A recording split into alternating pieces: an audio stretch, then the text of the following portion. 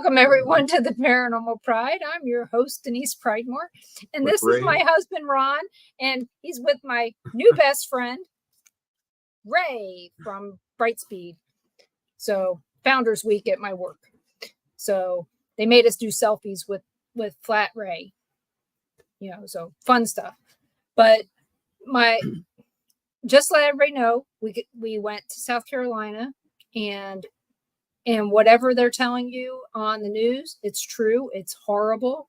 It's not good. There's no words. I can't explain it. But our kids just did get their power back on Sunday night, and they're doing better. There's just no groceries. There's no fast food, that kind of stuff. So it's as bad as it is. Everything's good because they're fine. So I'm good with that. Hey, Mom. Hey, hello, Gary. Hi, Gary. Hey, Mom. And so, and I lucked out. And I'm going to tell you, I lucked out because I got some really good guests tonight. The bad news is one of the three couldn't make it. Went to his mom's funeral. And so our hearts go out to Jay Lynch for the death of his mom, and happy birthday to Teresa Lynch at the same time. So, but we're going to welcome Joe Couto and Jason Schneider to the Paranormal Pride. How's it going, everybody? Oh, great. Good. How you doing? Good. Thanks for having us. So, what's going on with Joe? I don't know what happened to me. I don't know. You look like a big microphone. Yeah, whoa. You're a ghost. Your video's not. Okay, well, that's fine. So he's like he said before the show. He's frozen down there. He dislikes StreamYard. He's frozen the picture down there. Yeah, and the needs picture down there. Get back out and come back in. Yeah, he'll be back on. Yeah, just send him a message. Tell him to come back. I made it fast. I just kicked him out real quick. Maybe he'll come back real fast. No, he will. We have problems with that every once in a while.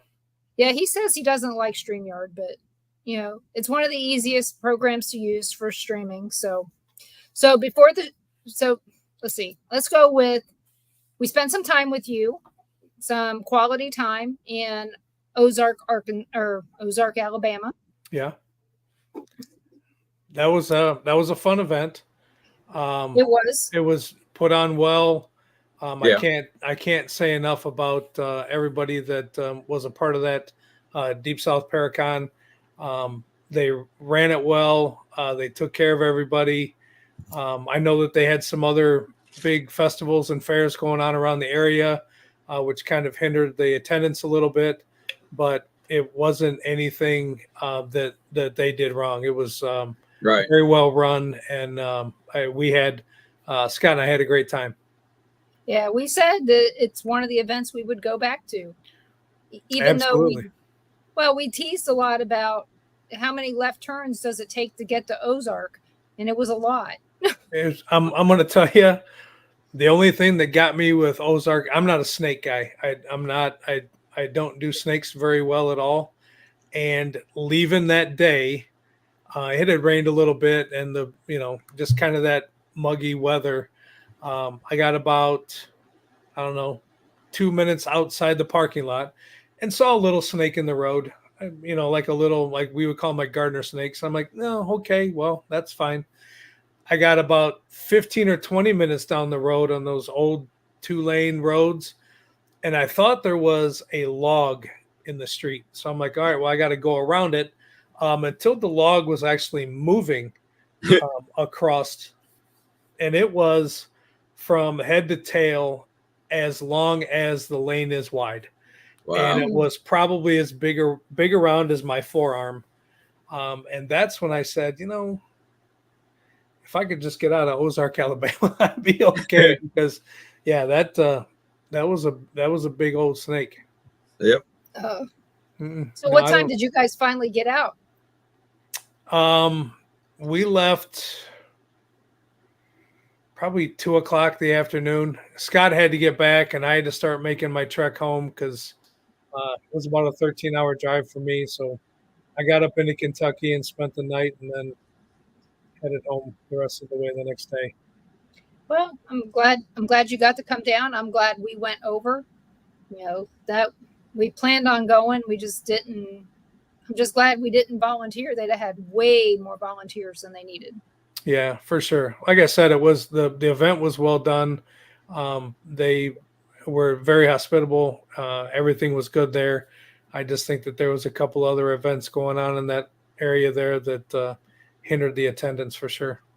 Not to mention college football had started, and Mm-hmm.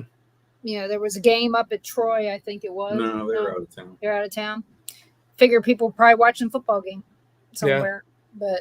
But I'll tell you, every hotel, the hotel you guys were at was the only place that had a room when we went to look. Yeah. And we didn't even look for a room until you guys were at dinner. Oh, gotcha. Okay. So that was the only room left at the time.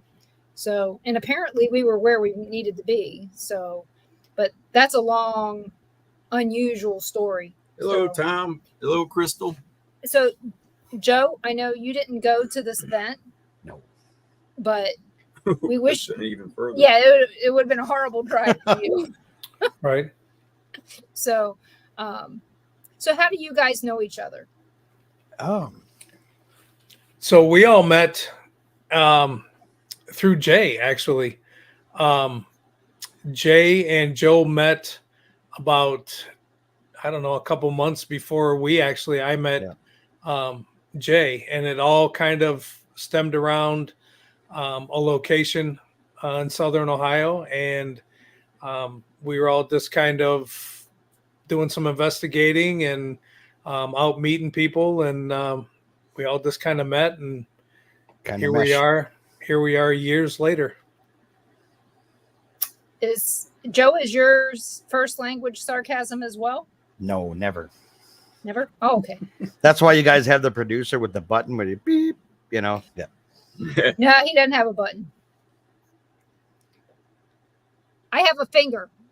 That means I'm the one that kicked you out. Right. when you froze. So Yeah, see. Somebody's got a button. I like to have fun. I like to be a smartass. Well, you know, for one of my birthdays, my mom got me a plaque. This is, I mean, I was barely a teenager, and it was called the 13th Commandment. Thou shalt not be a smartass. So, yep. How'd that work? Apparently it didn't work because, like I said, sarcasm is my first language. Right. I learned it before I learned English. So, but you know, living in New Jersey and Maryland and Virginia, you gotta know it all. So, Joe has a poopy mouth. So, is that true? Maybe. Oh, okay. Maybe. Because we don't want the Facebook fact checkers coming on and saying that they got to block this comment because nope. I already figured out you're going to get the Disney version of Joe tonight. What? Oh, really? Why? The Disney version? Well, you know what? It doesn't matter because this isn't my show, so I don't have to write the checks. So that's fine. That's usually the joke with us is when him or Jay are going to start going off. I just reach down here and pull out the checkbook because I know I'm going to have to start writing checks to somebody that's going to get offended. Yeah. Oh, well, the last time I had Jay on with Teresa, we also had on Rick, and they proceeded to sing Baby Shark, and we had to stop them. Yeah.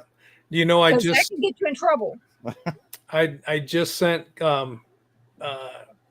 so Tina, who is Teresa's friend up in Canada, hates that song, and that thing just came through my Facebook. I don't know, a week ago, and I sent it to her, and all I got was just big mean faces, like you son of a.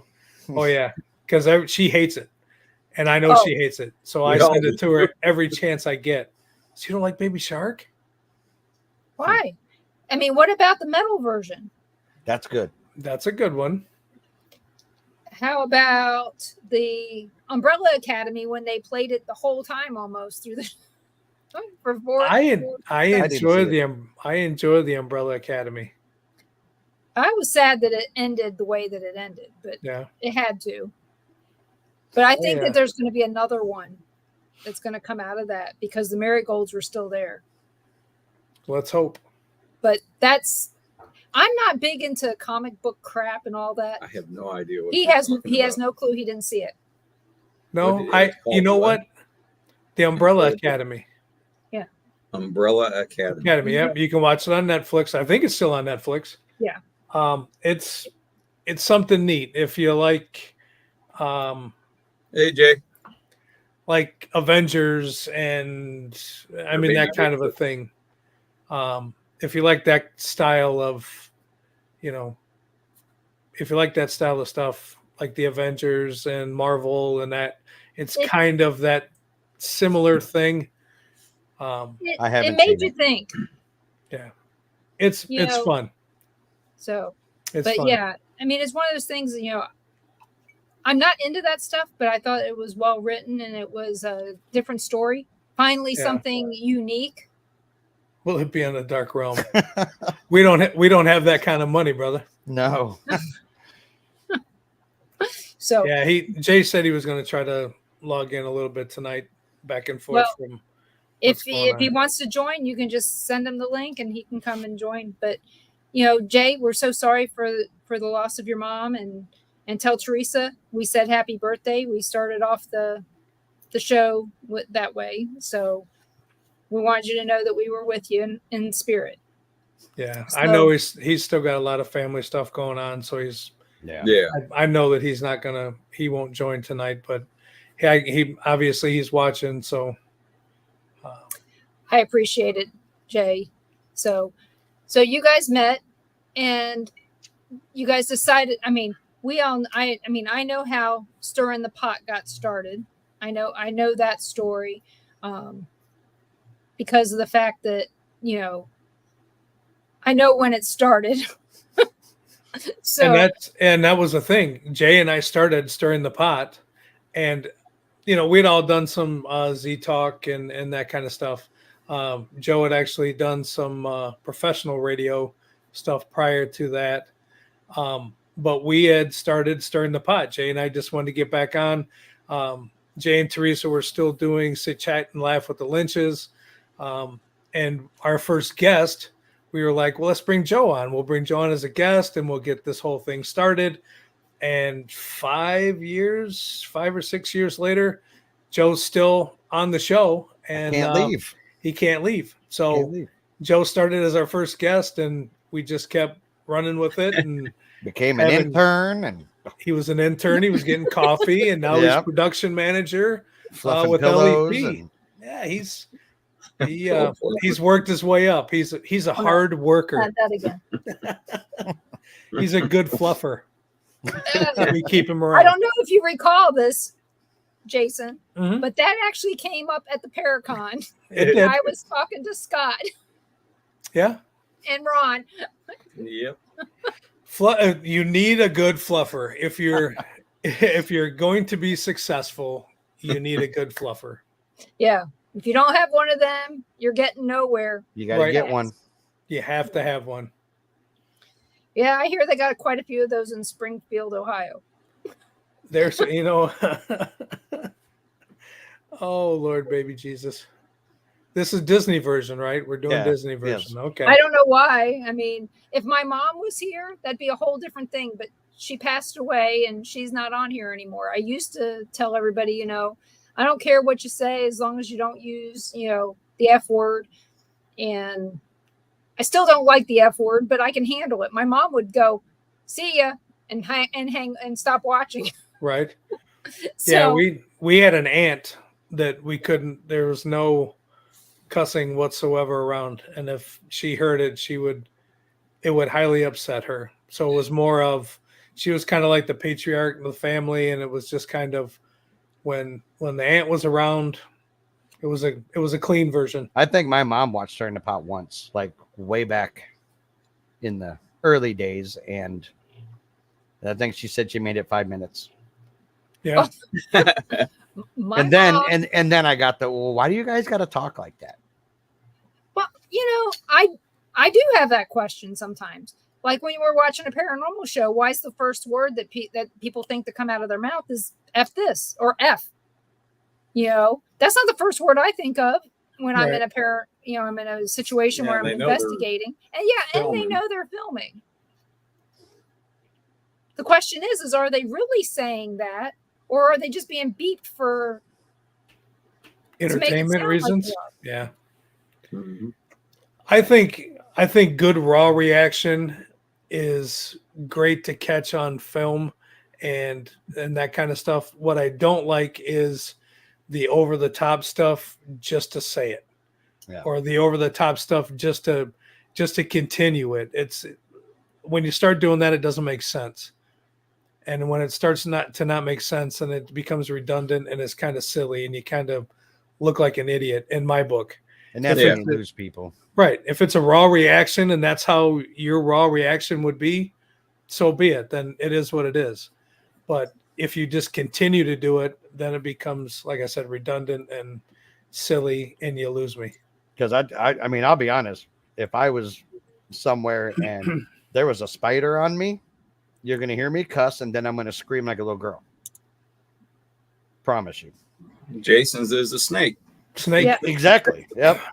And that's why Joe and I have tried to raise money for the last couple of years to donate and all that stuff. And I said that I would do a thing with snakes and he would do a thing with spiders. And we just had to reach a certain amount of money so we could donate to charity or, food bins or whatever. I said I would let a tarantula crawl on me. Oh, you'd be fine. But granddaughter did it. No. She said it was pretty cool. Oh, I bet it is. It felt Right? I'm sure it is when they're not mad. I'll watch from over there, and I bet it's cool. I remember. I thought she was going to pet or hold the alligator, and she said, "No, I want the tarantula." And I'm like, "Okay." Oh, no. They had black widows and tarantulas at the Smithsonian in Washington D.C. when I was a kid, and they would let them walk on you. They would put them on a kid, and it was like, nope. Mm-mm. But yet I've been to the Missouri State Pen where there was a spider that was as big as my hand. And I was fine. I shut the drawer that it was in and walked out and never went back in that room. And then where was this? The Missouri State Pen. Jason, that one's off the list. Right? No Missouri State Pen for Joe. And at Pike Mansion, they also have these big wolf spiders. Nope. Nope. And another place, this was not too far from Ohio, really, Natural Bridge State Park in Kentucky, down there off of Mountain Parkway. You're almost there, Mountain? Yeah, you're almost there. We went walking up this trail, and there was this guy sleeping. They had this a place for you to sit because it's straight up a mountain. And he's sitting there taking a nap, and up above his head is this giant spider with eggs. Yeah, it was as big as his head. Mm-hmm. And I wish I was kidding. I took a picture, and because it was like that spider didn't look real. That's where the paramedics would have found me. Right? Because my heart would have stopped instantly. Yeah, I'm not a spider person at all. And LinkedIn user, we can't see your name, so welcome. So our big thing down here that's horrible are jellyfish. So that's what I don't like. Now, I hate jellyfish. So is it true if you get stung, you got to pee on it? Is that a true thing, or is that a myth? That is a myth. No, that's how you find out who the tourists are actually. Yeah. Gotcha. The tourists out on the beach. Yeah, that's why they do that. When they start peeing on each other, be like, oh, you ain't from around here. Yeah. 5% vinegar in a spray bottle works. It's Cat. Hey, Cat. So, yeah, we went to the vinegar does that scene that takes. We went to Cat's Beach. Takes the sting out of it. Yeah, we went to Cat's Beach out in Gulf Shores, and I got attacked by a pink meanie, and it was wrapped around my arm, and I sprayed it and got back in the water and sprayed it again and got back in the water. And then the last time I was like, I'm done. So jellyfish are my nemesis. I do not like them. I do not like them at all. And Is it like a bee sting, or is it worse than Yeah. a bee sting? Or- Yeah. it felt like a bad bee sting to start with, and then after that, it was 10 minutes later I was fine. Gotcha. But like I said, its tentacles wrapped around my arm, so I mean, I had all through here was all burned up. But 2 days later, you couldn't even tell anything happened. So Gotcha. so better than a bee sting, it didn't itch. So Yeah. It doesn't. so a little bit of Benadryl cream. Sleep it off, you're good. It's kind of like alcohol. Sleep it off and you're good. Keep it off, you're good. I've And heard that don't- before. And don't rub sand on it. Right. No. Also, don't put fresh water on it. Salt water's fine, but don't put fresh water on it. It'll make it burn. I got hit with one when I lived in Hawaii when I was married before. Got it right across the face here. Ooh, Oh, And ouch. my wife, she was in the Navy, and all her buddies were like, no, you got to rub sand on it. Yeah. They got me. oh yeah. At That least they didn't pee on you. yeah. Right? Right. Oh, not in the face. Hold still, Joe. You need multiple streams to get rid of that. Yeah. Yeah. Don't cross the streams. either. No sword fighting. Oh no, that would be bad. So in the paranormal though, are you guys? Is there something in the paranormal that you guys just besides these living things that bother you about the paranormal? In the paranormal, scare you. Let's go with scare you because there's things in the paranormal that bother me all the time, and they're not paranormal. Like with me, like what freaks, like not much scares me, but what freaks me out is kids. Like anything with kids. I'm a big audio freak, and like getting audio or it's like kids talk, that creeps me out. But other than that, no. We haven't dealt too much with kid spirits, really. Not a whole lot. Where was that at? We did a investigation for the Coast Guard years, like I don't know, probably 15, 16 years ago.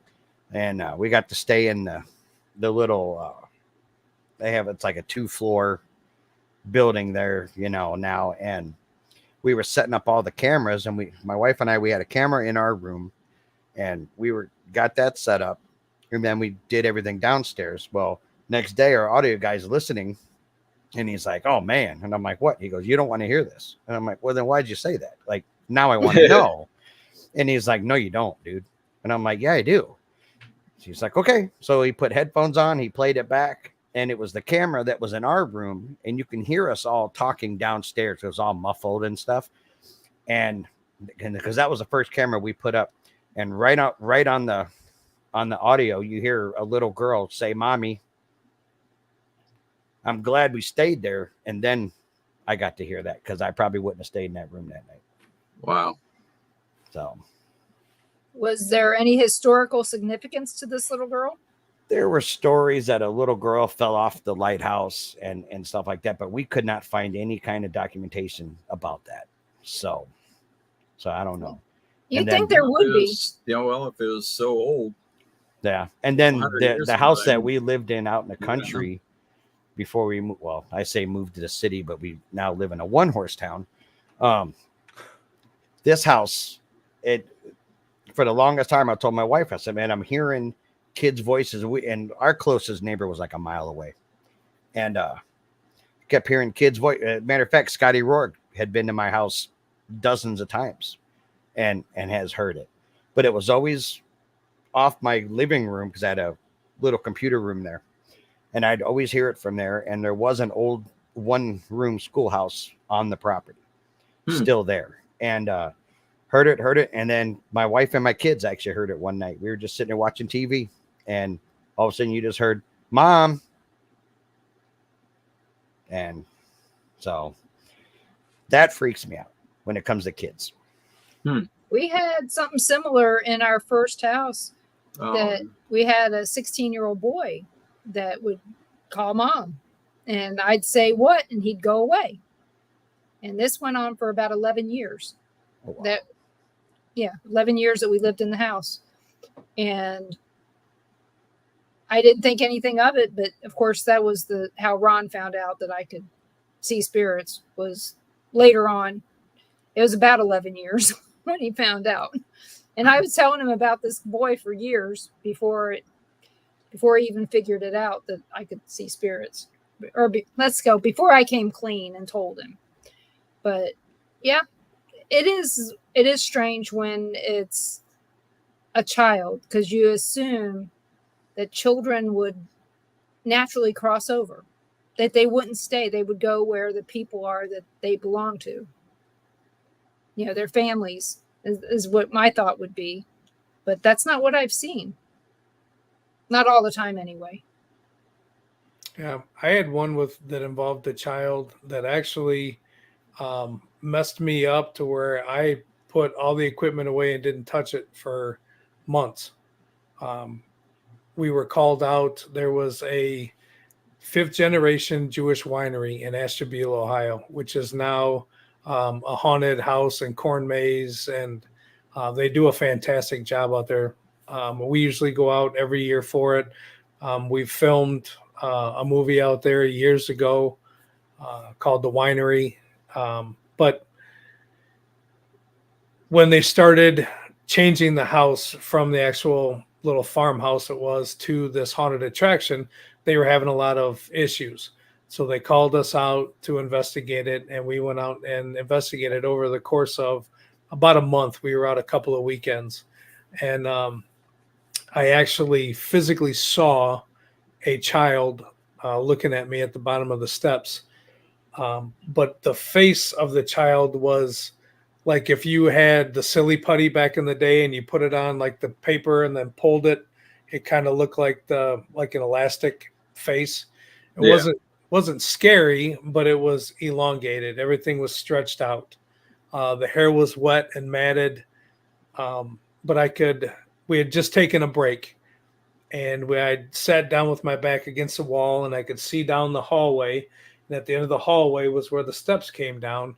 And there was 2 other investigators there with me, and we were just talking about the night and, talking about what we were going to do next. And I glanced down the hallway, and right there, the child's face was peering around the corner at me from the bottom of the steps. And it, you see it, and then you look away to talk, and then it registers like, did I just see what I think I saw? And you look back, and it was still looking at me. And what seemed like forever was actually only about 3 or 4 seconds. And then the kid shot up the steps, and we actually have it on audio. You can hear the footsteps running up the stairs.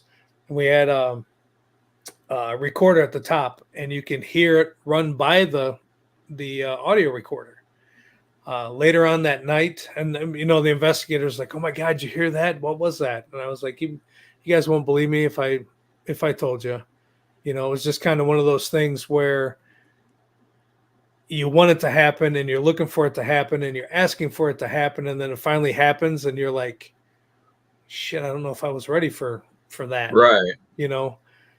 I tell everybody, be careful what you wish for and be careful what you ask for, because when you open up enough, they're ready to, they want to talk to you. They want to be there with you. And if you're not ready, it's definitely something that makes you rethink what you're doing. And that was years ago. And I could still to this day sit down with a sketch artist and draw it out 100% in detail. That image of what I saw is embedded in me. And we were actually able to, like I said, we do a lot of work with them, and able to go back out. We got a name on the recorder, and I gave it to the family, and they were actually able to authenticate the name that came over the recorder as a child from that family that had actually died on the property. Hit his head on one of the stakes out by the trees, the grapes. And like I said, it's a winery. They still grow grapes and stuff on the property, but they also do the corn maze and that kind of stuff. But they still pull the grapes and do wine and stuff like that off the property. They actually work with a winery to do all that. But we were able to authenticate a ton of information that we actually got from our recorder and from the investigation. And we're actually able to sit down and talk with the family, that was living there, and get all that information and say, yes, there was actually a child named Tristan that lived on here that died here. So, and I've been back out numerous times, and I've never seen the kid again. I've never been able to talk to the kid again. But that's by far one of the most things that I've had happen to me, where once it was done, when I got back home and sat down with my wife about it, I'm like, I got to put this away for a little bit. I need to rethink what's happening. I need to rethink my journey in this, because it's it'll get you for sure. So when they called you guys out, or called you out to investigate this place, what did they want you to tell? They just wanted to basically see if what they were experiencing out there was actually happening. Because like I said, nothing was happening until they started building this attraction inside the house. They started rearranging things, started building false walls, started doing all that kind of stuff in there and changing it around. And it was a very small little farmhouse, but they were putting up the fake walls and the walkways for the actors and that kind of stuff. And they started having things getting knocked over and ladders getting knocked over, and the people that were in their building were hearing things and seeing things. So they called us out just to, are we seeing things, or is there actually something happening here? And there was definitely a lot of things happening on that property. So they didn't want a resolution. They just wanted validation. They wanted validation. Yeah. They never asked us to get rid of anything. They never asked us, to try to help pass things over or anything like that. They wanted validation as to, are things happening in this house? And can you tell us what's going on? And we were actually able, over the course of investigations, we were actually able to get them answers, which I thoroughly enjoy more than anything as an investigator, when you can conduct an investigation and not know anything about the history of where you're at. Yep. And get the information and get the evidence that you have, sit down with the people that brought you in and say, this is what we caught. Does any of this make sense? And to see them say, oh my God, yes, this is that. And this is yes. And that kid and this, and that to me is amazing. And that's why we all continue to do this, is to try to get those answers. We don't want a whole lot of background information. I don't want you to tell me what's going on. I want to go in and investigate, come up with whatever we come up with, if we come up with anything. Right. And then give it to you to see if any of it makes sense. Does any of this validate anything that you've called us out here for? And when it does, or when you're working with a psychic or a medium, and what they're telling you or what they're doing in this room is validating what you're doing in this room, and the two of you come together and show each other what you got, and everything is working together and it's colliding to make this story, that's amazing. It's called the Dead Files. Right? That's kind of what we do. Yeah, we don't research. I don't do any research until It's after the fact, and if we go back, then I have the research to validate any other things that we didn't know before. I would much rather go in blind, and there's all these huge places out there that people talk about, but because I haven't been there, it's more like me going la la la la la. Right. I don't want to know until I get there. But people tell me stuff all the time, and I swear I forget more of it than I've been told, I think. Yeah. There's only so much room up here. Eventually it just all falls out. Right. The Kelly Bundy effect. Right. Can only hold so much until you get to the 4 touchdowns in one game, and that's when I gone. forget. Right. That's funny. Well, I utilize that a lot. That is true. She knows a lot of worthless information. I do. I know I mean- a lot of crap. But then when it comes to my job, I know a lot of crap. Yep. So it all blends in together sometimes. Right. So There's just a lot of crap going on up there. there is, and a lot of that crap is scary. So, so how often do you guys get together to work together besides the stirring the pot? We don't actually get to Yeah. do as much as we'd like to. Jay and I were doing a lot of stuff with Bodine over the last couple of years, and then COVID, obviously, and that kind of stuff. But with Joe living in Wisconsin and us in Ohio, we don't get a chance to do as much as we would like to do. But that's changing. That's we're definitely going to be doing a whole lot more together here, especially starting in 2025. We're doing. Joe's coming in to an event that I'm doing here in a week and a half or 2 weeks, and then we're actually going out to Wisconsin to do a Paracon out with Joe, out in his neck of the woods. So we're actually going to see each other quite a bit here in the next month or month and a half. Yeah. But we don't get a chance to do near as much as what we'd like to do. Yeah. That's the event that you were telling us about. And April asked where in Wisconsin. I told you should show up. Oh, okay. Yeah. I'm in Dodgeville, Dodgeville. Mineral Point area, So, Where's the event is in Kenosha. Kenosha. And that's the first weekend in November. yeah, we'll just be getting back from our trip to see, Ashmore. Ashmore Estates. Where Love we'll be with- Ashmore. Yeah, Love we'll be Ashmore. with Love your Robin. We'll Yeah. be with your friend David Glidden. Dave's doing great things. Dave's He doing is. a lot of good things right now. I did end up apologizing to him for calling his ass at 1 something in the morning, but whatever. He Well, loves me, I hate to say this, but payback's a bitch. right? And that's okay. That's okay, Expect yeah. it when you least expect it. right? No, David's doing good. We've actually all talked about doing some stuff together for the network and some other things. Robin Terry will be at the event in Bell City. Yep. Bell City Paracon in Wisconsin when we're out there. Is he bringing the Scooby-Doo mobile? He sold that. He sold the Mystery Machine? Yeah, he sold the Mr. Machine a year ago or a year and a half, 2 years ago, something like that. Wow. Yeah. Well, hopefully he made good money off of it.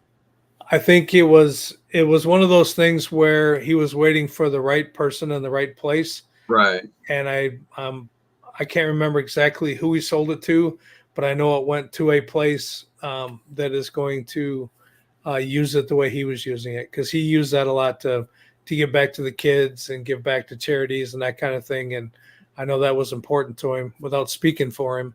But I know that he sold it, and I know that it went to a place that he wanted it to go. Yeah, Robin is a good man. He's a very good friend of ours. We've done Jay, Teresa, and I. We used to go out probably 2 or 3 times a year to Ashmore and help him and do some things. Help with different groups that would come in. That location is amazing. Robin has done amazing things with that location, and he's just all around. He and Norma are fantastic people. Yeah. So far, we haven't seen Robin at Ashmore. We've seen him at other places, Gotcha. Mineral Springs Hotel, and I've had him on the show a few times. And like I said, he's just a really nice guy, and Yeah. but he's honest. Yep. I look forward to seeing the picture, April. So, but yeah, he'll go out of his way for the right reason, Yep. and he'll call out the wrong reasons. Yeah. Robin will definitely be in your corner and help you out 100%. As long as you're honest and you're a nice person. When you're not, though, Robin is not the guy you want to upset. But every time we're out there, we always go out to dinner. We always go to Yoder's. Like I said, I can't say enough about Robin and Norma. They're fantastic people, and if you ever get a chance to book Ashmore Estates, you won't be disappointed there either. So far, That's true. we've been twice, and every other A time lot of I've been kept from being able to go. And I told you some of that. Right. You know, I got sick right after going there one time, and you guys everybody showed up at Ash Bash, and Rick and Kat and a bunch of other people were expecting us to show up, and I Right. was in the hospital. So we haven't been back since April 2019. So it'll be nice to go back. We've done some remote things there. Other people have been there, and they've let us, kind of remote view with them. Mhm. And that was fun. We actually have, and it's going to be in the process of being edited now, so we can put it on our streaming platform that's going to be launched here soon. But we actually did an investigation one night, just a regular investigation, and then we also had the opportunity to use the God helmet there with Katie Stafford. We actually had one. Terry Mosby had one there, and we actually documented the whole entire experiment with different people using it, same spot in the building, same everything, and we would put them under until they were obviously done with it, keep everybody separate, and do all the interviews and all that stuff with everybody. And it's that's going to be out here probably in the next few months. I did that was a neat experiment. I did it in Web City in the theater there with David's event in Joplin. Right. I was the first one in our group to be able to use it, because I told Katie, I said, you got to bring it, because they didn't bring it to this other event that I saw him at. And I said, well, you got to bring it the next time. I said, because it ain't fair. So he brought it, and we used it there at that event, and it was interesting, but I mean, I had seen it. I'd seen it before, but I'd never used one. So yeah. And Katie are good people. Definitely another strong couple. Yeah, that are doing really good things. They're some of the few people we miss back in Kansas City. Yeah, so. they're definitely good friends, and they're both amazing. They each bring a little bit different stuff to the table, and together they're an amazing couple. They're fun.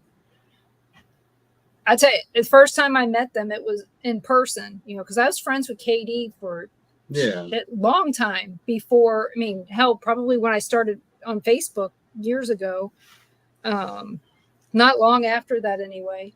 And I ended up at this event where they were at. And in fact, I went to the event because they were there. Yeah, McIntyre. No, this is a different event. Oh, and Katie couldn't go in she had to stay at the table.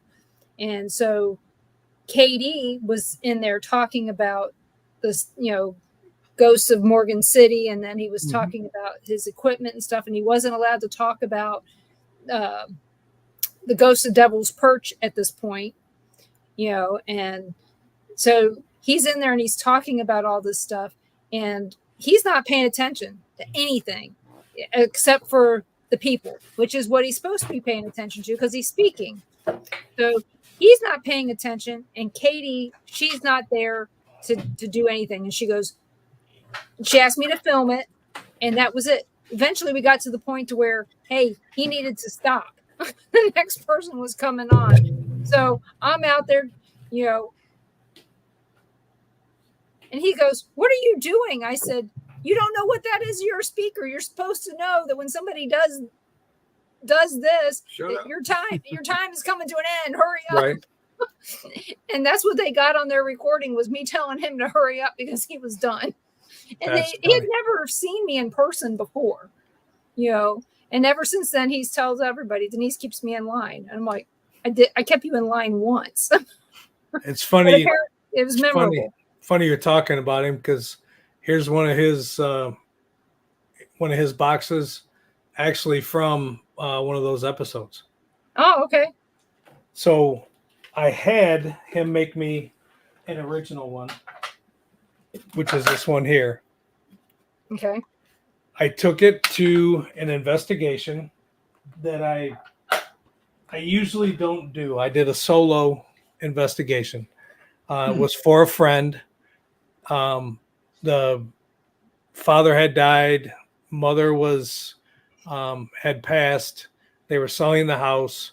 The father had actually died in the house, but it was years before, when they were in there, you know, getting everything ready and collecting everything to sell the house. They felt like dad was still there. So they asked me to do it. I said, yep, no problem for you guys. I will. I said, let me go in, see what's going on, see if I can't make contact with anything. If I can, and things are picking up, I said, then I'll call you guys. You guys can come in, help me on the investigation, and see if we can't get you guys some answers before you sell. So they agreed. I went in. My buddy took me around the house, just showed me where everything was, and he left.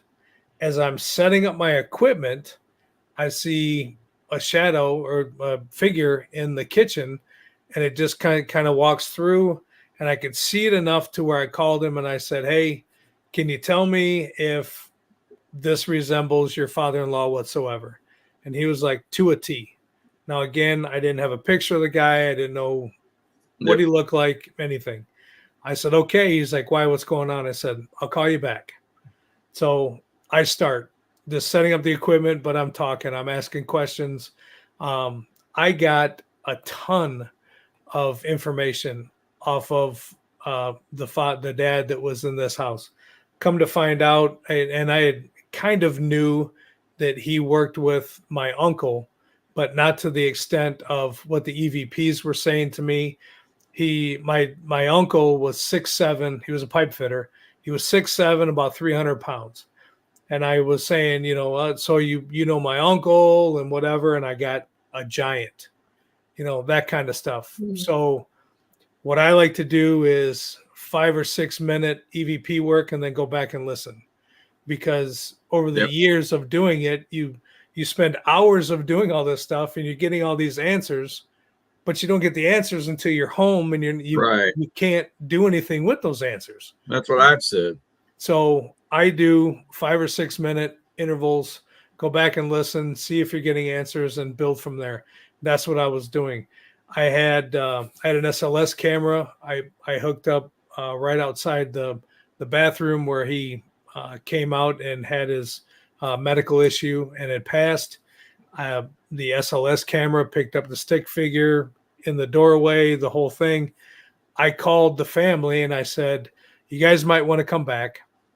So they came back, and I got this box out, and I turned it on. I told them what it was.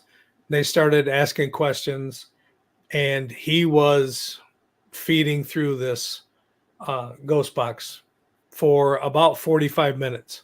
Wow. And at the very end of it, because they were like, you can pass, you're good, everything's fine. We're getting ready to sell the house. You don't need to stay here anymore. And they got all their answers, and the box shut down. It complete. I tried to look at it. I tried to do things. I changed batteries, the whole thing. I know what you're talking about. That box will not work ever again. So I thought about sending it back to KD and having him see if he couldn't just, fix it and send it back to me. But I'm like, you know what? I'm going to give this to the family. I'm going to let the family have it as long as they promise not to mess with it anymore.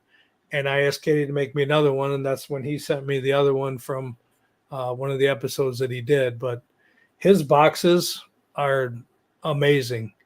But yeah, like I said, I got to give that one to the family, but I have another one from the show. But it's funny that we're talking about them because they've been sitting down here for a while and I haven't even got them out or moved them around or anything. But yeah, that's one of the memorable. I don't usually do public or like privates anymore or going to homes and that kind of stuff. Because what it turned out, and I know we talked about it that night, was it turns into they want to see an episode of Ghost Hunters in their living room, and they got aunts and uncles and cousins and everybody over there. And that's not why I'm there. That's not why we're there. It's if you need help, we can try to help you. I can't promise anything. And that was the other thing I told them. I can't promise you that I'm going to be able to talk to your dad. I can't promise you that I'm going to be able to make contact with your dad and get you the answers.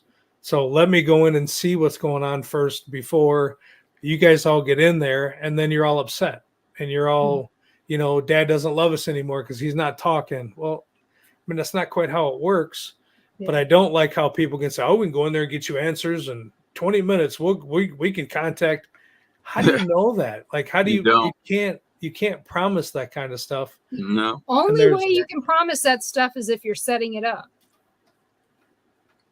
Forcing it somehow. Oh, sure. Yeah. Faking it. Yeah. Okay. Yeah. I was being nice, forcing it. We're not faking it because it happens a lot. And that's the thing. I didn't want to because they're very, very, very good friends. Yeah. And I didn't want to say, oh yeah, let's go talk to your dad. I can talk to your dad. You've seen your dad in the house. Oh yeah, I'll talk to your dad. We'll get answers. You don't know if you can do that or not. And now you're promising people that they're going to be able to talk to their loved one, and then it doesn't happen. So then it's like the dad doesn't love us. Dad doesn't want to talk to us. There's a ton of different things that people can take away from that. Yeah. And that's not fair. It's just not, we try to do these investigations and you try to get answers to things you know nothing to little about. And we're still learning, and we know just about that much of this much.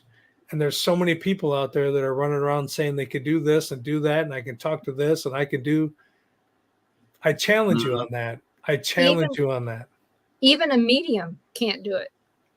They cannot guarantee who they're talking to, ever. They can sit there and tell you who they think they're talking to, but I don't think they can validate it 100%. And, like, my mom passed away 36 hours after my grandson was born. I think I've heard her maybe one time, and I think it was when I was in the hospital. And did I hear her when I was in the hospital? I don't know, but I thought I did. But my sister says she sees her all the time, and it's like, well, maybe because you need her more than I do. Yeah. I haven't seen my mom since she died. And on the other hand, my sister says she's never seen my dad, but she was 4. She may not remember what he looks like. I've seen my dad. Right. Not in a few years now, but when I was younger, I saw him all the time.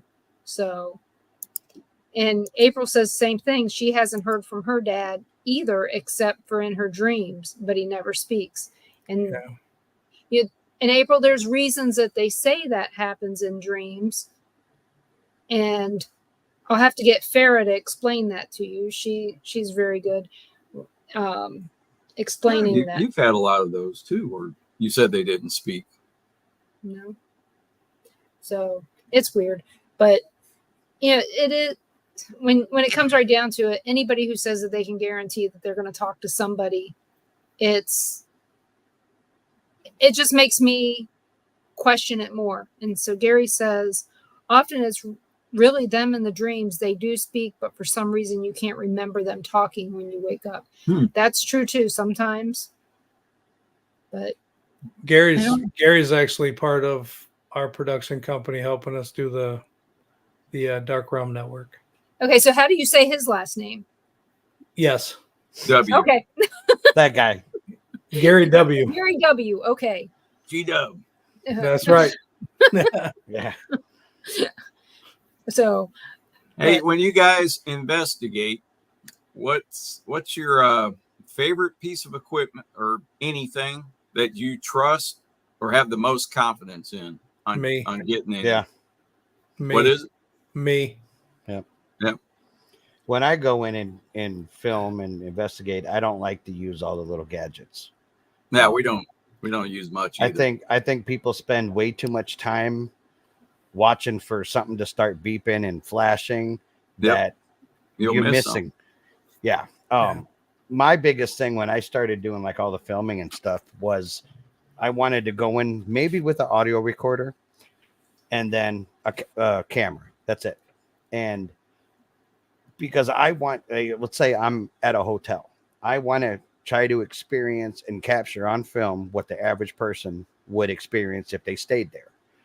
Same thing, sitting wherever you go. And it has happened. Collinwood happened to me, scared the living crap out of me. But, I used to do all the K2 meters and all this other stuff. Now I have a K2 meter somewhere. I used to use it as a paperweight because there's too many things that set it off. And so I just didn't get really into that. But yeah, no, my biggest thing is me and my senses and a camera. Yeah, I think that the equipment is good if you're running a big group investigation, because a lot of people want to see the lights go. A lot of people want to hear the stuff beep. They want to see that. Because And that's that's cool what stuff on TV. Well, and that's what I was going to say. It's Yeah. the TV stuff. So I think if you're doing a big group investigation and people are wanting just to have the experience of investigating and seeing that stuff, I think it's great. If you're filming for content, it's entertainment. Yep. But if you're actually doing it as an investigator and you want to go in and experience a location and you want to experience what's happening there, I'd put it all away. Maybe a camera so you can document what's going on, but put all that shit away. Put it away. Go in and sit in a room and take in the room. Listen to what's happening in the room. Feel what's happening in the room. Trust your senses. Trust your body. Your body is the best piece of equipment that you have. And I think, like Joe was saying, there's too many times where you're looking down to see that K2 meter beep to green, that you're missing an apparition walking through the room, or seeing a light anomaly or whatever, that you're so focused on that piece of equipment waiting for it to go green because you asked it 17 minutes ago to turn green and it still hasn't. You're missing what's happening around you. So for me, it's the body. It's trust your senses, trust what you're feeling, trust what you're hearing, that kind of stuff. If you want to take a camera, great, to document that kind of stuff so that you have that documentation. But I don't like all the big fancy beeping equipment and everything else, only because I think it takes away from what you're able to experience if you just put that all down. yeah, I agree. Just don't lay in the middle of the floor somewhere in the dark because somebody will step on you. Right? That's happened. I know. I'm usually the one sitting in the middle of the floor and somebody comes in and goes, "Oh, you're here." I've sat at the end of a hallway with two other people for an hour and a half where they say that there's a shadow person that rushes people, and I've seen nothing. And I mean, we sat there, Yeah, we're like I there said, a while. an hour and a half. And I'm like, okay, whatever. But again, that's because things don't happen when you want them to happen. Right. They happen But you when they're can't- going to happen. I was gonna They say have. you can't turn on and off activity. You know, there's if there was a set schedule and a set time, then we'll go back to your comment 10 minutes ago where if you can say at 2:30 every day this apparition walks through this room or down this hallway, chances are it's not a coincidence. And BD Morgan, thank you for being here. He's Says, I feel he's another part of the LEP Productions team. perfect. It says, I feel that many of the places we have investigated and the stories of the places, real or not historical to them, breathe life into them by itself, when many others carry the stories that make the energy on its own possible. And, that's one of the things that I've told people in the past is sometimes the real history is way more interesting than the legends. Mhm. And the legends somehow come to life from people repeating them so many times that it becomes part of the location. Well, lies spread faster. Oh yeah, but that's the way it goes. Mhm. So, Hmm. so hello, Tanya. Is that Tanya? Tania. That's my Tanya wife. Marie. That's Oh. my wife. That's Oh. the boss. Yeah, that's the boss. That's the boss. Yeah, like I said, when we were in Ozark, how in the heck did you get her? She's way too good for you. Oh, she is. I got lucky, and I still don't know why she's. Do you keep her drunk? I try to. Yeah, I'm way out of my league on that one. That's for sure. Brian said safety coordinator. Yeah, that's what they call my wife because Yeah. my wife, she'll come and investigate with us every once in a while, but she's one of those where, there's paint peeling, we need to pay attention to so we've always just dubbed her the safety coordinator for all the paranormal investigations we do. But she's had a couple of oh shit experiences, which is fun. That's the other thing I like. I like when new investigators or Mhm. people that are really trying to understand what's happening and they have that oh shit moment to where it's like, did I just see that? I'm like, yes, you did. Welcome to the club. Yeah, I tell you it that is funny. it is one of the most rewarding things when somebody who is a skeptic gets to have a paranormal experience on your watch. Yep. And I loved having that happen at the Sally house so many times that, I expected it week over week to Oh, yeah. happen. So, and Gary asks, have you guys ever used dowsing rods? I am. I would like to sit with somebody using dowsing rods that I trust that will use them correctly, because I know for a fact that dowsing rods are easily manipulated. Yeah. And I struggle with sitting next to people that I don't know with a piece of equipment that can be easily manipulated and get answers to questions. I struggle with that. Hell, even with people we know. Yeah, if I and it's just like using a Ouija board. Okay, you can see in the back, I make custom Ouija boards with Susie who actually laser engraves everything for me.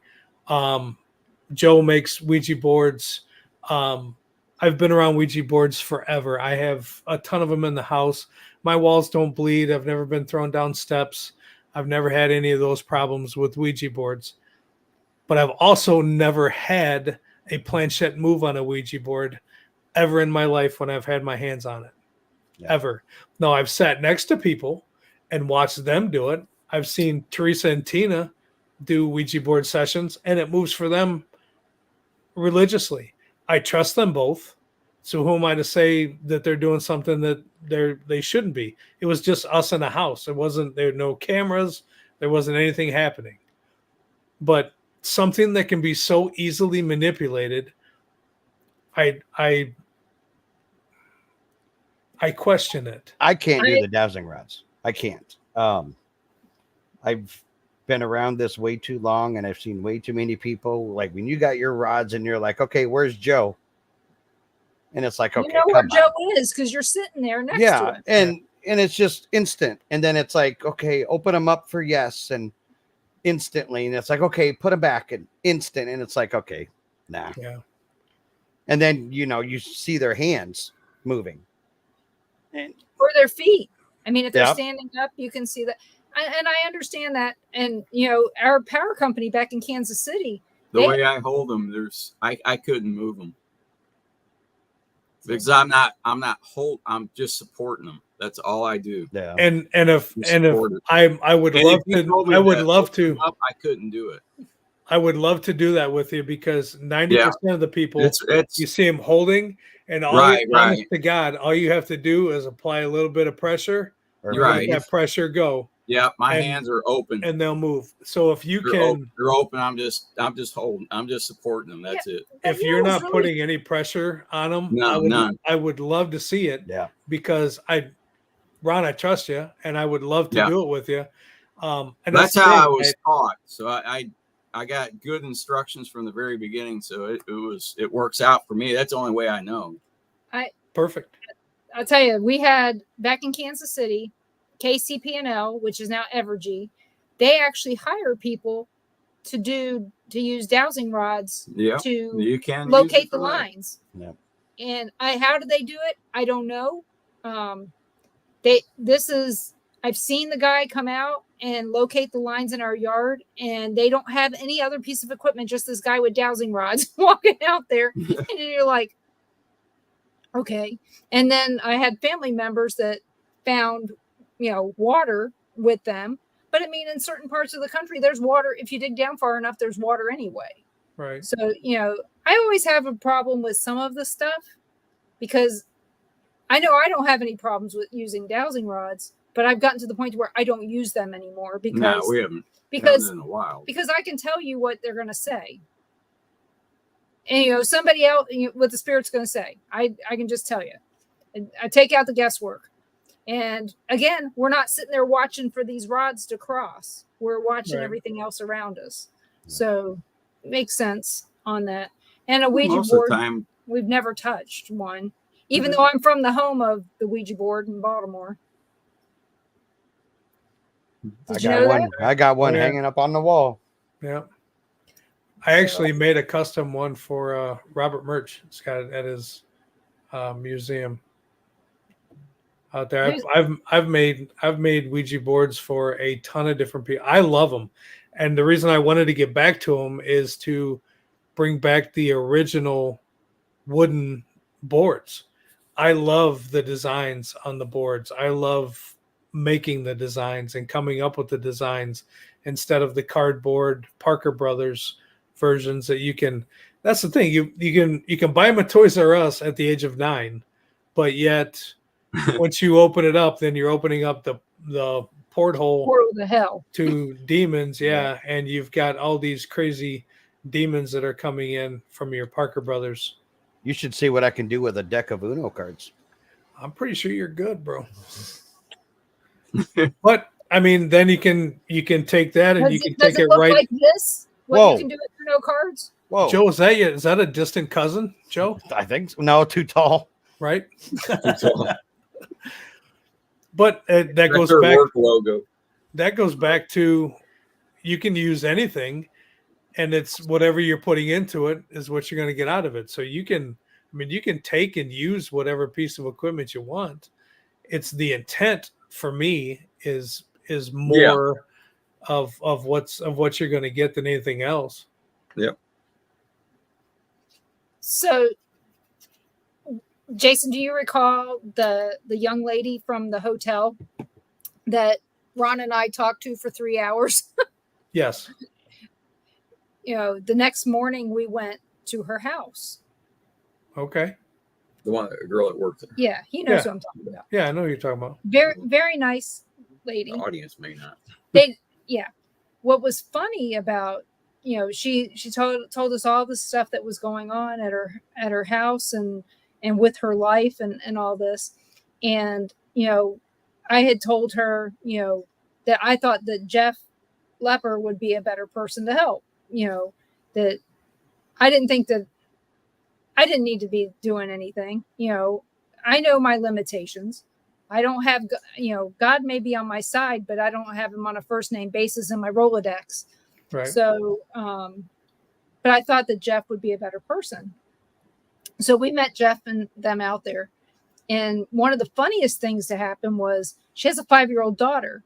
5-year-old daughter doesn't talk to strangers. She doesn't like strangers, which is smart. She saw me and I said something to her, to the 5-year-old, and she ended up being my best friend for the rest of the day. That's fun. Yeah. So the story that she told us, the lady at the hotel, was all true. She introduced us to her roommate, grandmother's stepson or whatever, introduced us to him. This kid, Her ex-husband's son. yeah, her ex-husband's son, her grandmother's widow, she's the widow of it's a long story. Right. These lines cross over a lot. This kid was, once they prayed over him, his eyes lit up and he was a whole different person. He smiled. Finally. Yeah, he smiled. They all did. None of them had smiled the entire time that we had been there until Jeff was done the multiple prayers over the family. Gotcha. It was an amazing thing, and I'm still in contact with the lady, and she sent me a message and she says everything's going good. It doesn't feel it doesn't feel like it did before we came. She's invited us to come and visit when we come back into Ozark because her daughter, her 5-year-old daughter, thinks I'm her best friend. But that event that we went to had some unforeseen pluses. Right. We had met at another event in Marshalltown, Iowa. Right. You guys were busy. I was busy. Yeah, we were volunteers. Yeah, we were volunteers. We were helping with everything at this event. And you guys had your table and it was busy. Oh, and it was hot as hell. And poor Jay is in his Bigfoot in his, being Bodine in August. Well, Bodine is Bodine. Jay might have been missing when Bodine was running around. Yeah. But Bodine was smelly. I'm just saying. He smelled like Bigfoot. Right. He did. That's the thing. Yeah. I got a picture with him that Sunday morning that you guys left. Right. Marshalltown. Oh God. But you guys were just so busy. I mean, you guys were also promoting your energy drinks. Yeah. Was there something else that you guys were promoting besides your shows and the energy drinks? No, the energy drink was what we were doing there for that one. Yeah. It was definitely a warm day. It was horrible. I mean, the whole weekend was hot, but I know that I got sunburned sitting out there talking, visiting, but watching Travis Walton speak. Mm-hmm. That right there was the highlight of my year that year, was talking to Travis Walton. Oh, it wasn't us. You guys were really close second. Close second. Close second. I get it. I mean, I know. Well, the jail was pretty interesting too. Yeah, we did the investigations with 2 or 3 with Michelle LeBaron, and she's awesome. I'm actually going to see her Saturday. Amy Green, and of course we had Josh and some other people that tried to burn down the jail that we had to stop. There was all that. It was an interesting thing. Yeah, we were babysitting. That's what I tell everybody. I said I'm a herder. I'm a people herder, but that event was really good. And I'll tell you, the funniest thing was when we were at that event in Marshalltown and we're talking to Travis. Travis is up there speaking and they're taking questions from the audience. Mhm. And my daughter sends me a message and she says, ask Travis Walton this question. He's going, don't ask it. Don't ask it. And so I decide I'm going to ask the question. So I ask him. He goes, so what's your question? I said, who is your favorite Kardashian? And he sits up. He's got this big grin on his face and starts talking about Bruce Jenner, about how he got to meet Bruce Jenner and how much he enjoyed that being on that show.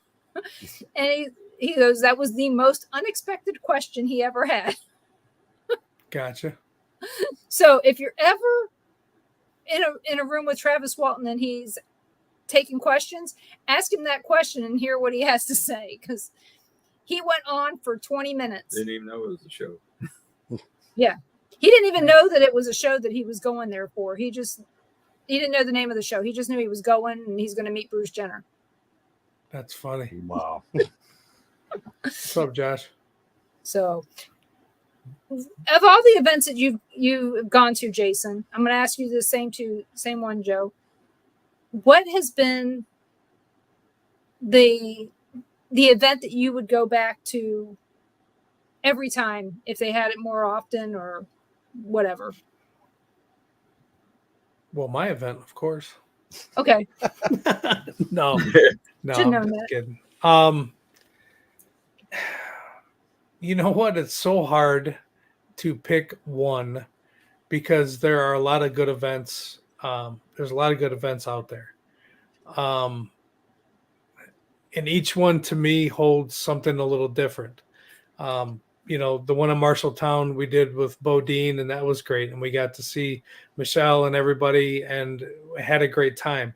There's other events that we've done, Scarefest and Horror Hounds, and those are all different style events, but different people. And it's a lot of good time. I enjoy events where I can just sit and talk with people and engage people and meet people. I enjoy meeting new people. I enjoy talking to them. We did SilCon. SilCon was great. It was a smaller town, but that was a great event. And you get different people in there. To me, it's all about the people. It's not so much the events. It's not so much the selling of the merchandise or the pictures or the movies or the T-shirts or whatever. It's about meeting the people and the interaction that you have with the people that are coming up to you at your tables or listening to you speak. I did one a few years ago in Louisiana where they brought us out, and Jay and Teresa and Rick and I, and then Scott Tepperman was there, and a bunch of us were there. And they actually wanted me to do some of the presenting because some of the money that was raised was going back to a local police precinct that was trying to raise some money for, I think, maybe a canine or something to that effect. But they knew my involvement with law enforcement and that kind of thing. So they asked me to present the check to the precinct. That was fun. But again, it's about meeting the people. It's about, to me, that's what these conventions are about. I can go to them. Yeah, it's great to take pictures and sell your pictures and sell your movies and all that stuff. And it's fun to do that. But to me, it's all about meeting the people. I enjoy a weekend of talking with everybody and going out to dinner and seeing people afterwards and just getting to know the people that, you do these shows all the time and you see names, but you never meet the names.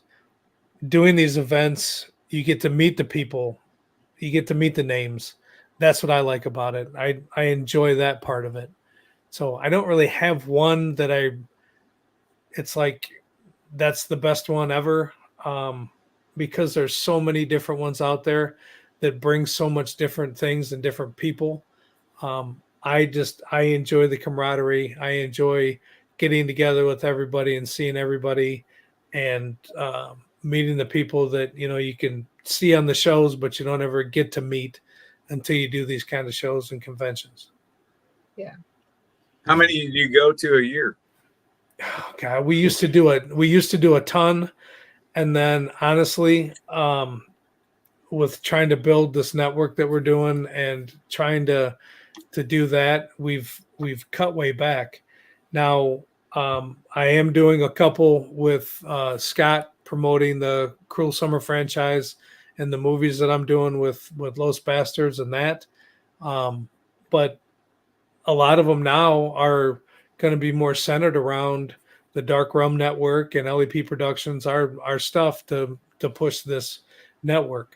But I mean, usually at one point in time, I was probably doing 7 or 8 a year. Oh, wow. Yeah, there was a point in time, I'd say probably 15 years ago, I was probably doing 2 a month at least. Wow. And Were you were you a speaker or have a table, or were you just going to see it? I've done all. I've been speaker. I did a lot with Z Talk Radio. We were always broadcasting live from all these events, Gettysburg, Salem. I mean, we were like all over the place, and it became too much. You know, my kids were younger, and you know, I'm gone 2 weekends a month, and it was rough. So I kind of stepped back a little bit, and now that they're grown, they can figure it out themselves. So Right. now They might now need a I'm little going. bit more guidance now. Oh no. Oh, if they're getting They're- their news from TikTok, they will. Well, that's on them. But no, Right. they're 20 and 23. Have at it. There's the world. Now But see, just like you were saying, there was Ozark, Alabama. Mhm. There's next weekend is the location that I do a lot with here. It's the Collingwood Arts Center here in Toledo, Ohio. It's 80,000 square feet of investigative space. It's been on Ghost Hunters, their first season back. We were able to work with the Booth brothers to have Never Blink filmed. The majority of that film was filmed at this location, which, from what I understand, is going to be coming out here soon. So we've got an event at the Collingwood. It's a smaller one, but that's on the 11th. Then I'm doing Scarefest with Scott that weekend afterwards. And then we'll be in Kenosha, Wisconsin the first weekend in November. And then there's another event in December at the Collingwood Arts Center again. So, I mean, there's 5 right there in the last 2.5, 3 months.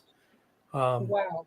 And I honestly, just like Joe was saying, you know, my youngest is a sophomore in college, but you know, I couldn't do this. I could not do this at all without the support of my wife. My wife is just an amazing support person. She's my best friend.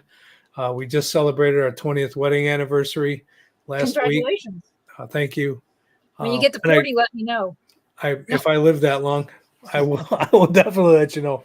But I couldn't do it without her. I definitely could not do any of this. She has supported and backed me and all my friends and everybody 100%. And honestly, without her, I couldn't do any of it at all. So you're all ready to get your Oscar speech. It's ready to go. So you're good there. So, and Joshua, Florida is not boring. It depends on what part of Florida you're in, because we're having a great time here in Florida. I'm just saying. Josh is doing a bunch of stuff too. He's got a podcast. He's doing a lot of stuff too. He was actually just helping his parents. Doing some stuff with the hurricane. They got hit pretty bad, so he was. Yeah, like I said, that's where we were this weekend. Was, you know, the tropical storm portion hit northwestern South Carolina. Say that fast 3 times. Oh, I know. And we were up in Easley and Pickens when, for those of you who know that area, that's also where Brandon Cooper lives of Supernatural Inc. They got affected as well. They lost power and everything. They were just down the street from where we were at, but we didn't have a chance to meet up because, well, God said, no, you're going to go do this other stuff. So, but yeah, it was like Armageddon there. I swear it was, and it'll get better. And yeah, all of that was horrible to see, so I just Um, pray that this, because supposedly there's a whole nother round coming by the end of this weekend. So yeah, right I- now they say that the storm zone is from Texas to Florida. Wow. They don't know where it's going to hit. So, I Yeah. could have predicted that. right, I'm not even the We- weatherman. and it's gonna be somewhere south. It's gonna hit I tell somewhere you, south. somebody told me We're on the from go. work, said if we live in Milton, Florida, and they said if Hurricane Milton is going to hit you, we will send you an airplane ticket to come to Denver. They go, you deserve to get out if Milton I hits wouldn't Milton. go to Denver. Right. So I kind of had to laugh. But we're also, we're 30 miles inland, but that doesn't mean shit if you're 600 miles inland and you get hit. Yeah. Right. I told people, I said, this is really strange. I said, my house, I left a perfectly good house that got misted and a little bit of wind to go to someplace where I didn't have power, food, gas, Really had anything. a little prelim down. I picked up the whole 2 branches that fell off the damn tree. So, and I'm not bitching. I'm happy as pie that that's what it is, but I'm just so sad for all those other people out there that, Disney World might be a little rainy. Josh, yeah, That's all right. He's a certified scuba diver. He's good. That's right. He's There got his you go. scuba gear. He's good. We start so calling you're him going to Scuba Steve. Disney? Yeah, well, maybe you can swim up in the line, get a little closer. But they don't usually get hit too bad over there. So Right. I don't know. Joe, Yes. so you used to do a lot of events. When was the last event you did that you went to? Just in June, I did an event over at the old Baraboo Inn in Baraboo, Wisconsin. Okay. I kind of help out up there with some of the ghost hunting stuff like that. Cook in the kitchen sometimes, but which I'm gonna be doing some stuff here towards the end of the month up there, helping Shelly out. Great place, fun place. They got a lot of little tours that go through their little mini ghost hunts and stuff, pretty much almost every weekend. Oh, okay. So yeah, I mean, I want to travel up the way. I want to do, like, I wish Wisconsin had more, but I think everyone says that. If you lived in California, you'd be like, oh, I wish there was more stuff happening out here. And like Ohio, I'm like, God, why can't I be closer to Ohio? Because everything's going on over there. But I guarantee you, if I lived there, I'd be like, ain't nothing going on. Yeah. what are some hot spots in Wisconsin to investigate? You know what? One that I really, and this one holds close to my heart, is Brumder Mansion in Milwaukee. We went there when I lived in Kenosha. I had a team out there, and we went there, and oh man, it had to have been 2006, maybe 2007. And Tom and Julie are the owners. They're great people. I've probably been there 36 times since then. I haven't been out there lately, COVID, and I just haven't been out yet. But I mean, my wife and I used to stay there all the time. Tom would call me and be like, hey, I got this group coming in from New York. Here's a room for the weekend. Do you want to just hang out? I don't know who they are. Sure. I've had a couple good moments there also that, and I'm the skeptical one, and I can't answer it. So I love that place. That's probably a big one for me. Brumder, and then you got Old Baraboo Inn. Right, 5 minutes from my house is the Walker House. It just dated back in history. Like, they used to do public hangings right there in the courtyard and stuff like that. I want to go there, but the owners they want nothing to do with paranormal. If you even call and mention ghosts, they'll just hang up the phone. Yeah. Is it a bed and breakfast or? is actually like an event venue. Like they do reception dinners and stuff Yeah. like that. Well, who's to say you can't rent it and do a ghost hunt there? Not Right? tell them. Yeah. Can you cater me in some To say the pizza bride and- didn't show up. Right. And there for the longest time, they're talking about it up for sale. So I was like, and I told my wife, I said, I'm just waiting because as soon as someone buys it, I'm picking the phone up. Yeah. So I'm still waiting. So, yeah, a friend of ours, Amelia Cotter, she I just seen her in June. Yep. yeah, she's actually from Maryland as well, and a house that I used to live in. She's younger than me, of course, but she had actually investigated a house that I lived in that became abandoned sometime after we lived there, and she is telling me all this stuff. It's like, I know, I lived there, and she goes, no, you didn't. I go, yeah, I did. I lived there when it was a real farmhouse and there was a farm. So it's weird when you come across people that know your area that you grew up in, and then you guys can bond over that kind of stuff. And that's probably why you guys are such good friends. You know the area. And what's funny is my family, like my dad's side of the family, they're all from Cleveland. So the Italian side of my family all live in Cleveland and stuff. And all the Greek side of my family live in Canton. That's why I was making a joke about him earlier saying stay out of Canton. Right. Well, you're probably having an internal battle with yourself. Oh, there's a battle, but Greeks and Italians don't always like each other. right? Yeah. So yeah, I mean, it is funny. Well, last time I was up there in Toledo with a little surprise party for Jason. We were sitting there talking about the good old days when we didn't know each other. So, well, we were just watching Toledo on OP Live. Yeah, that's this our weekend. Yeah, that's our city, guys. Are you really proud of it? No, but here's the thing. Where they're at that's where I'm at daily. So and I know all those guys and girls. They're all they are really good officers. And I know that it's a fun thing to have it here.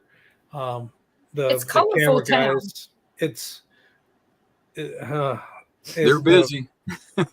We are definitely busy. Unfortunately, it's like a smaller version of Detroit, and it's actually catching up to the numbers that are in Detroit, and it's right. It's we were just watching. There's definitely not. You don't have to sit around and wait for action, per se. So it's not like my town. No, it's not at all. No, your town's sleepy, isn't it? Oh. Or passed out completely. A little bit of both. Yeah. Well, hey there, Bart. I hope you're doing well up there in Kansas City. And he says he grew up in Westland, Lavinia area. Been to strip clubs in Toledo. Tom, you're supposed to say you heard about strip clubs. You've seen it on a movie. I used to DJ at strip clubs in Toledo. From what you heard, right? See those blue-ass fashion guys? That means get them gorgeous ladies back on the couches. 10 topless, 20 totally naked. Oh yeah, I've been there. I've done that. You know what? What you ought to do is come here for a Mardi Gras parade, because all the strip clubs have their. They got a float or two or three or six. And then not only that, apparently they're training the younger ones, like 6 and 7, to dance in these parades as well. And it's sad. I mean, that's when my work comes in, right? That's when you're sitting there going, "Oh my God, what are you doing to these kids?" I mean, these little girls are dressed in ways they shouldn't be dressed, and they're right behind the stripper float, and you're going. And see, I was just about to say, Mr. President, get us out there. Right. And then you finish that and was like, and then you finish with the children. Never mind. I mean, we could still go out to the party, just not the parade. The thing is we start having Mardi Gras parades here on January 6th. Okay, well, I expect an invitation, and you're welcome anytime. All right. Like I said, the January 6th is when they start, and they go all the way through till Fat Tuesday. Wow. At night, wear your shorts and a t-shirt. Okay. Bye. It's Don't the you- weirdest thing. Yeah. Don't you threaten us with a good time now? Because January 6th will be like, hey, how's it going? We're here. Well, whatever Saturday is closest to January 6th. Let's go with that. Okay. But because they do it on Saturdays, and we did the Christmas parade too. Luckily, the strippers weren't involved in that. I think it was too Christian. Gotcha. But everybody's got their boats. You know, the crews are all. I mean, it's a good time. It was fun. That was on the road. No, That one. Well, the one floats here in town. The floats are they call the floats. They call the people on the floats the crew. That sounds fun. So Right. So it is fun. I mean, it was the strangest thing going to a Christmas parade and with just a jacket on and sitting there going, and watching the boats on the boat parade as well. So, Heck but yeah, Toledo. She wears a jacket in the middle of summer here. What's 110? I'm pretty sure he saw that when we yeah. were at the hotel. Yeah. I was cold. So I got a blanket here. So, because I'm cold. So children need hope and love, not terror. Yeah, that's true, Jonathan. They don't need terror and torment. So how long have you been a police officer, or were you a police officer, Jason? I am still active, and I just started 29 years. Congratulations, and thank you so much for your service. Absolutely. And after watching Toledo on OP Live, that's a scary place sometimes. Oh, I mean, it can be. The unit I'm in now it's a very sensitive unit. So the last 7 or 8 years, I've done all sex offenders, arson, and violent offenders. So that's probably where I'll end my career, is in that unit. There's still some things I'd like to change and make a little better. So I see you doing it. yeah, it's there's a lot of disturbing things that happen, obviously. So yeah, we're just more aware of it now, I think, than we were when we were younger, you know, before everything became more instant. You know, news is instant now. I mean, back then, when I was growing up, like in the 70s and 80s, you heard about stuff, but it was usually watered down by then because it had already happened months before you heard about it on the news. You know, it's just the way that it was. But I think you'll do great on making a change. As far as being a police officer, have you ever had any paranormal experiences while on duty? I've seen some things on duty that I can't explain, but like nothing over the top. Before I was in this unit, I was in our warrant enforcement unit, so I was out serving warrants every day. Wife really wasn't a big fan of that unit, but I enjoyed it. I had good partners. We worked out of the Muni Court. We worked for the judges. They would give us a list. We would go and find them, that sort of thing. We pulled up to a house. We both got out, and there was an older gentleman that when we pulled in, I didn't see him there. We got out. He was standing at the bottom of the driveway. My partner and I both kind of looked at each other and looked back at him and, you know, kind of waved and thought, that's kind of odd. Like, I didn't see him pulling in, and he wasn't moving fast enough to have covered a lot of space from us pulling in.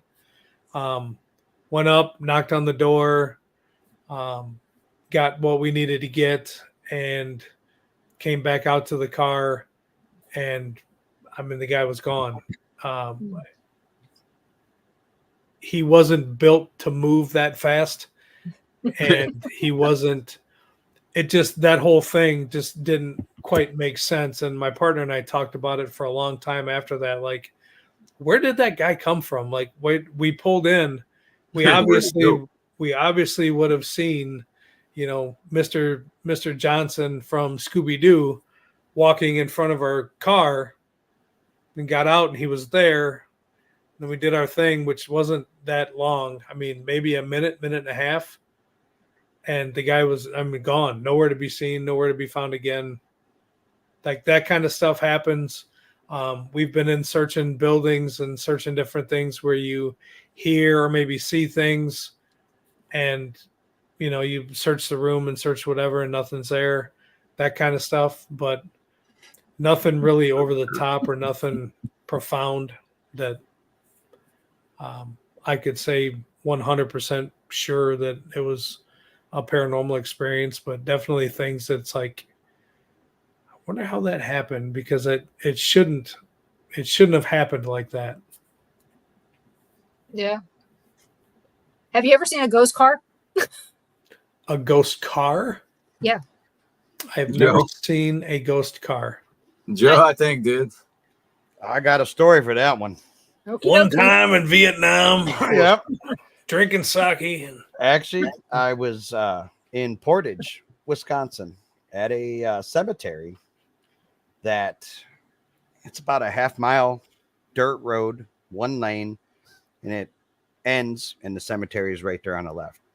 I was out there with Scotty Rourke, David Olson from Chicago Paranormal, and I don't remember who else. I think I had a few other people with us, and we were just kind of sitting there, just sitting down, just kind of talking, and we see headlights coming up, and it's all trees and forest around us. And we see the headlights coming up. We're like, oh, probably a cop, you know, whatever. Let's go meet him at the road, let him know what we're doing. Cops. Yeah, right. And Yeah, and damn cops. we see the headlights on the trees, and we can see the brake lights, you know, the tail lights. Yeah. We're like, we go walking, and we get past these trees. We get to the road, and there's nothing. Absolutely nothing. And I'm like, okay, you know, whatever. And in my brain, I'm like, well, Could you hear it? we could hear it, Yeah. but Okay. could not hear it, you know. And, you know, you put a car in reverse, you can tell that sound. There was nothing. We even had a big spotlight that Scotty had, and he shined this thing down the road to where it hit the stop sign. Mm-hmm. Way down. You can see that there's no car. I mean, and there was nowhere to park on the side of the road. So that place to this day is another, I think actually Chad Lewis wrote about it in one of his books. Yeah. It's nuts. And like to this day, Scotty and I were just together, about a month and a half ago. And him and I were actually talking about that night. And this was probably 10 years ago. Mm-hmm. So I don't know if I've seen it, but even my little skeptical ass is like, I don't know. We were on a highway in Kansas City heading down to where we lived, and this red sports car looked like a older model Mustang went past me and was weaving in and out of traffic and went off the road. And I saw this, so I pulled off the side of the road and had 911 on the phone. Not only did I see him, my daughter, who was sitting next to me in the car, saw it. And she saw me, you know, I got out of the car to look where this car went off the road. There were no tire tracks. There was a fence at the bottom of the road. So there was no car could have went through there. I asked a friend about it. You know, I said, have you ever heard about this? And she goes, oh, yeah. She goes, people have been talking about this for years. And I'm like, why didn't you tell me? You know, but apparently it's one of those things. I never saw it again. We only saw it that one day. And I don't know if it was something that happened only at that day and that time or certain conditions, whatever. But But it was one of those weird things that to this day, if I hadn't called 911 and my daughter hadn't seen it, I'd have thought, oh, I'm just seeing shit. So, but when I was on the phone with 911, I wasn't the only one that called it in. So Interesting. I was expecting to see a fence torn down at the bottom and that some car had went off on this gravel road somewhere. Oh, well, it's weird. So what do you guys, where can everybody find you guys? It's quarter to the next hour. So depending upon where you are, it's 8:45 or it's 9:45. Right. So where can everybody find you, Jason? Well, I mostly on Facebook, Jason Schneider, Facebook, LEP Productions is our production company on Facebook. We also are going to be launching this Dark Realm Network, which will be Roku, Fire Stick, and Apple TV. We'll have paranormal shows, paranormal cryptid, UFO, urban legend, thrill seeking, podcasting, horror movies. It'll all be on this network. And that is scheduled to launch here in the next week or two. So you'll be able to find us there as well. It'll be the Dark Realm TV network. And that's our three biggest things. I know, Joe, go ahead with your stuff. He's also got Facebook and some YouTube stuff as well. Facebook, YouTube, Skeptical Edge TV. I haven't done much with it lately, but we're going to be getting some things going again. I've got a couple ideas for actually a couple shows that we're going to produce and put on the network. But yeah, Facebook's probably the biggest one. I play around with TikTok a little bit, but I don't quite understand it. Like, I'm just not that savvy with it. But yeah, Facebook's the biggest place for me. Yeah, I have a TikTok page too, but I don't know the damn name I use for the TikTok. I mean, I don't. And I only started the TikTok because I've got two daughters and they were both like, oh, we got 46 views on our, oh, we did another TikTok. We got 146. I said, I guarantee you, if I start a TikTok page, I'll get more views than you. And they're like, no, you can't, Dad. You don't even know what you're doing, Dad. I'm like, okay.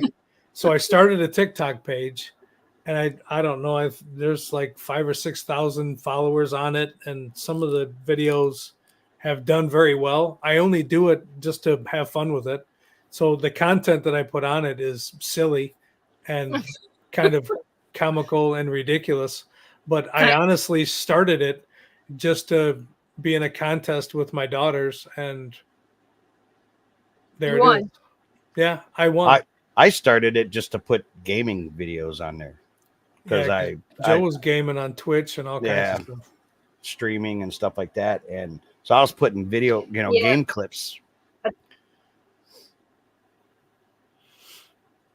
So yeah, I don't understand it. So do you know how to read Chinese? No. Okay. So you guys couldn't teach me about it. So no. Okay. Right. Well, I would like to thank you guys for coming on tonight and spending time with the Paranormal Pride and all the lovely people in the chat room. I'd like to thank you guys all for listening. And we have covered all 4 time zones in the continental United States tonight on time. So we all know that it was quarter till whatever hour it was for all of us. Absolutely. Yep. Join me tomorrow night with Ron and Carl, and we're going to have on John J. Davis, a near-death experiencer. He's going to talk to us about his experience, and we were supposed to have him on last week, and he had his son had a car emergency, so we're going to have him on tomorrow night, and it is going to be great listening to him tell us about his experience at death. So it'll be kind of interesting. So make sure you guys join us here tomorrow night at 5 p.m. Central, and join me every Monday night at 7 p.m. Central for the Paranormal Pride, and whatever lucky guest decides that they want to do their time with me. So we'll see you guys all tomorrow night and next week. Thank you. Have a good night. Night. Thanks again.